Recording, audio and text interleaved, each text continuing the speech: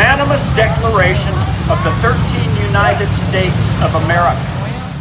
When in the course of human events it becomes necessary for one people to dissolve the political bands which have connected them with another and to assume among the powers of the earth the separate and equal station to which the laws of nature and of nature's God entitle them, a decent respect to the opinions of mankind requires that they should declare the causes which impel them to the separation.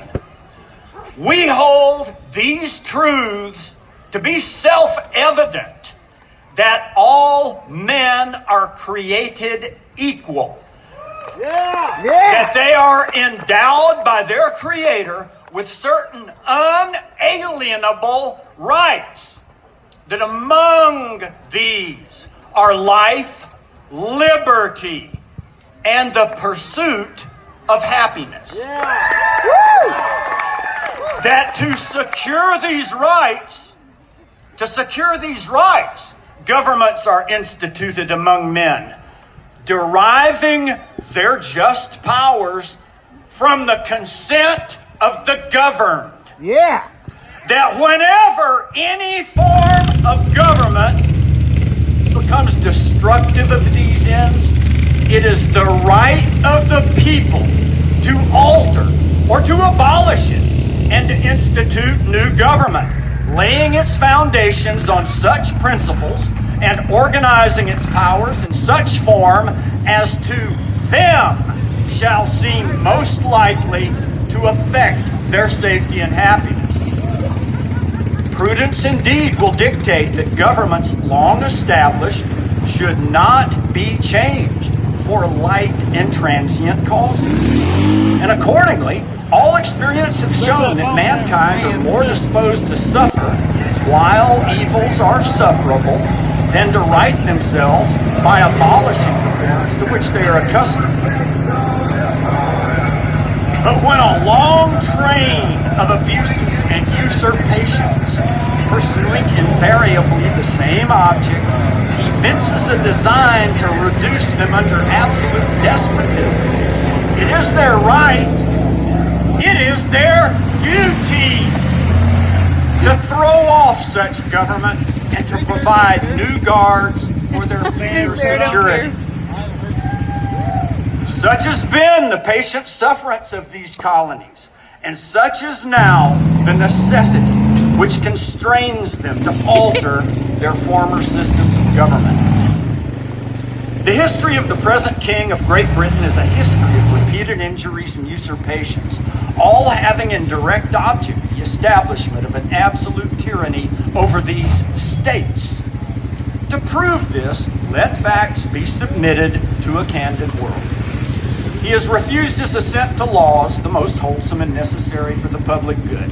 He has forbidden his governors to pass laws of immediate and pressing importance, unless suspended in their operation till his assent should be obtained. And when so suspended, he has utterly neglected to attend to them.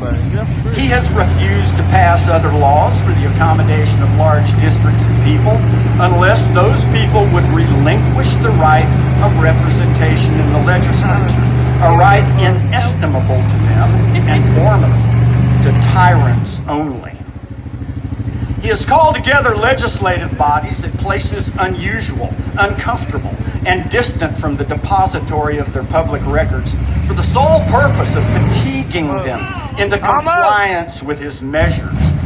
He has dissolved representative houses repeatedly for opposing with manly firmness his invasions on the rights of the people.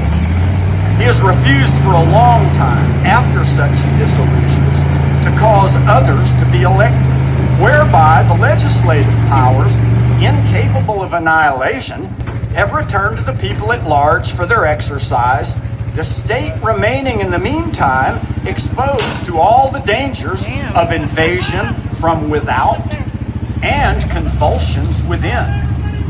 He has endeavored to prevent the population of these states, for that purpose obstructing the laws of naturalization of foreigners, refusing to pass others to encourage their migrations hither, and raising the condition of new appropriations of land. He has obstructed the administration of justice by refusing his assent to laws for establishing judiciary powers. He has made judges dependent on his will alone for the tenure of their offices and the amount and payment of their salaries. He has erected a multitude of new offices and sent hither swarms of officers to harass our people and eat out their substance. He has kept among us in times of peace standing armies without the consent of the legislatures. He has affected to render the military independent of and superior to the civil power.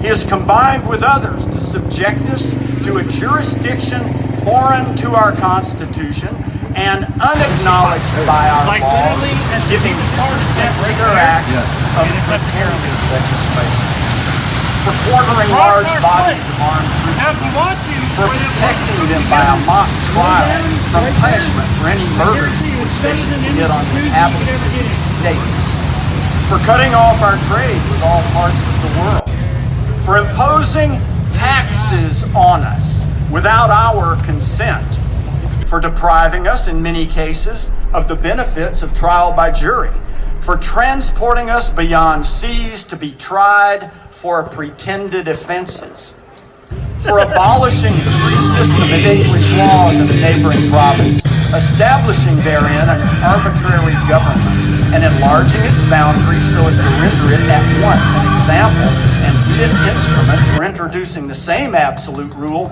into these colonies, for taking away our charters, abolishing our most valuable laws, and altering fundamentally the forms of our governments, for suspending our own legislatures and declaring themselves invested with power to legislate for us in all cases whatsoever.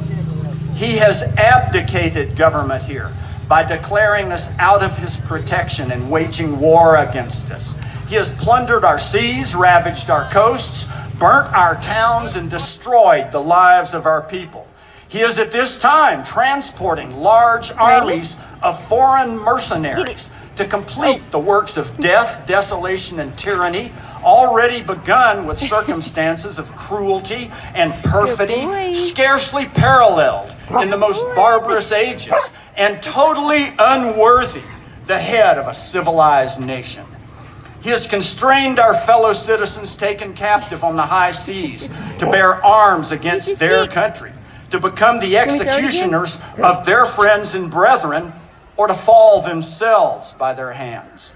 He has excited domestic insurrections amongst us and has endeavored to bring to the inhabitants of our frontiers the merciless Indian savages whose known rule of warfare is an undistinguished destruction of all ages, sexes, and conditions.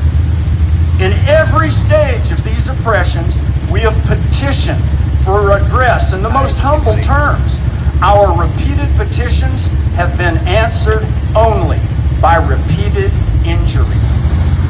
A prince whose character is thus marked by every act which may define a tyrant is unfit to be the ruler of a free people. Nor have we been wanting in attentions to our British brethren. We have warned them from time to time of attempts by their legislature to extend an unwarrantable jurisdiction over us. We have reminded them of the circumstances of our emigration and settlement here. We have appealed to their native justice and magnanimity, and we have conjured them by the ties of our common kindred to disavow these usurpations, which would inevitably interrupt our connections and correspondence. They, too, have been deaf to the voice of justice and consanguinity. We must, therefore, acquiesce in the necessity which denounces our separation and hold them, as we hold the rest of mankind, enemies in war, in peace, friends. We, therefore, the representatives of the United States of America, in General Congress assembled, appealing to the supreme judge of the world for the rectitude of our intentions, do, in the name and by authority of the good people of these colonies, solemnly publish and declare that these united colonies are, and of right, ought to be free and independent states. Woo!